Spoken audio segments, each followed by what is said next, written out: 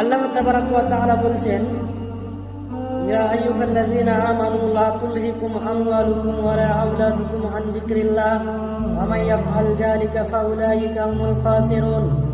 হে ঈমানদারগণ, তোমরা যারা আল্লাহর প্রতি ঈমান নিয়ে এসেছো, এখানে আল্লাহ তাবারাক ওয়া তাআলা ঈমানদারকে সম্বোধন করে বলছেন, হে ঈমানদারগণ, তোমাদের ধন সম্পদ এবং সন্তান সন্ততি তোমাদেরকে যেন গাফেল না করে দেয় কি থেকে, না তো আল্লাহর জিকির থেকে। এই ধন সম্পদ এমন একটা জিনিস, এই ধন সম্পদের লাভ লালসা যার ভিতরে ঢুকে গিয়েছে, সে শুধু সারাক্ষণ ভাবছে আমার একটা গাড়ি আছে, আমি 2টা গাড়ি কিভাবে করব, আমার এখন বাড়ি আছে, আমি 10খান বাড়ি কিভাবে করব। এইভাবে ধন সম্পদের লালচে পড়ে গিয়ে, সন্তান সন্ততির মায়ায় পড়ে গিয়ে সে আখিরাতকে বলে ভুলে যায়।